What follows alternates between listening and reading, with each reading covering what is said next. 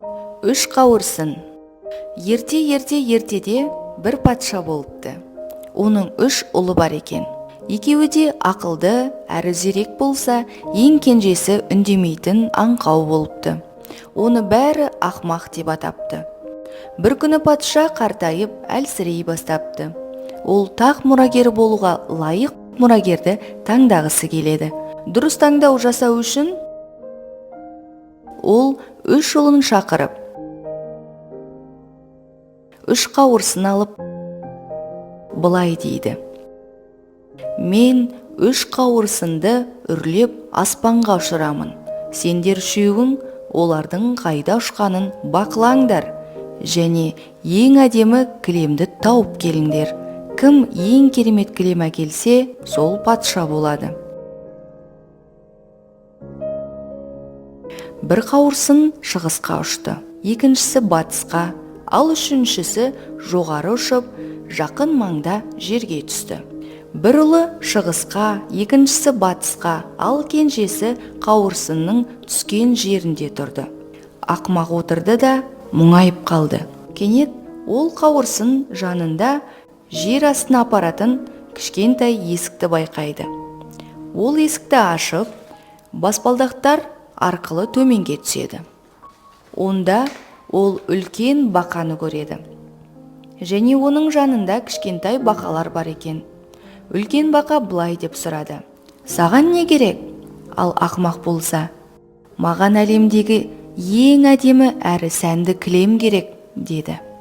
Үлкен бақа секіріп барып кілем алып келді. Ол кілемнің алтын түстес және түрлі түсті тастармен көмкерілгенін көріп таң қалды. Ал ағалары кішісін ақмақ деп ойлап, оның ештеңе таба алмайтынына сенімді еді. Олар бақташыдан дөрекі жүннен жасалған кілемді патшаға алып келді. Сол уақытта ақмақ та қайтып келіп, өзінің керемет кілемін әкелді. Патша оны көріп, уәде еткенімдей патшалық кенже ұлыма тиесілі болады. Патшаның бұл сөздері үлкен ұлдарының наразылығын тудырды. Олар патшадан тағы бір сынақ беруді сұрайды. Патша тағы үш қауырсынды алып, үрлеп ұшырып, былай деді: қауырсынның ізімен жүріңдер. Ең қымбат жүзікті кім әкелсе, сол таққа отыратын патша болады. Екі ұлы әр жаққа кетті. Ал ақмақ қауырсынның ізімен жүріп, тағы да жер астына түсті. Ол үлкен бақаға барып, ең әдемі асыл тасты жүзік сұрайды. Патша кенже ұлының әкелген жүзігін көріп, оны мұрагер етіп сайлайды. Бірақ үлкен ұлдары наразылық білдіріп, патшаны үшінші сынаққа көндіреді. Патша бұлай дейді: жарайды, бұл соңғы сынақ. Кім үйге ең әдемі қызды әкелсе, сол патшалықты алады.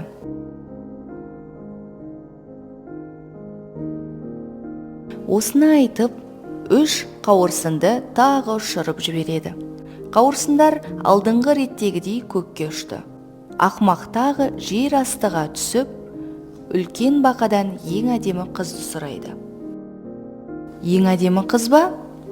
Жарайды, сен оны аласың, деді бақа. Ол жерді таяғымен шалқанды сүйреген 6 тышқан пайда болды. Ақмақ не істерін білмей мұңайып қалды да: бұларды мен не істеймін? Үлкен бақа былай деді: бір кішкентай бақаны шалқанға отырғыз. Ол бір бақаны алып шалқанға отырғызды. Сол сәтте бақа әдемі сүйкімді қызға, ал 6 тышқан аттарға, шалқан керемет күймеге айналады. Ақмақ сарайға кері қайтты. Ал ағалары кейінірек келіп, қарапайым шаруалардың қыздарын алып келеді.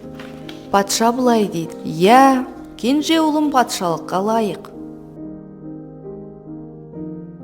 Бірақ үлкен ұлдары тағы да шу шығарып, патшаның құлағын жей, олар былай дейді: таңдау ең жақсы сақинадан емес. Егер кімнің әйелі залдағы сақинадан секіре алса, сол адам патшалыққа лайық. Олардың ойынша, шаруалардың қыздары күнде жұмыс істейді және күштірек деп ойлайды. Сол үшін сақина арқылы секіру оңай деп ойлады.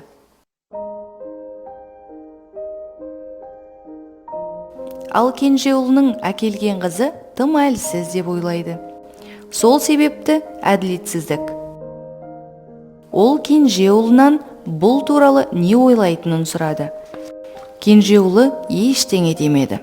Олар не істесе де өздері білсін деді. Жарыс басталды. Шаруалардың қызы бар күшімен жүгіріп, бірақ шаруалардың қыздары сақинадан зорға өтеді.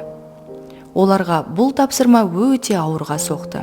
Келесі кезекте ақмақ әкелген ару секірді. Ал ақмақтың әкелген аруы жеңіл бұғыдай жеңіл секіріп өтті. Патша үлкен ұлдарынан сұрайды: әлі де қарсысыңдар ма? Бұған қарсы ештеңе айта алмайды. Ақмақ үйленіп патша болады және ұзақ жылдар бойы ақылмен билік етеді.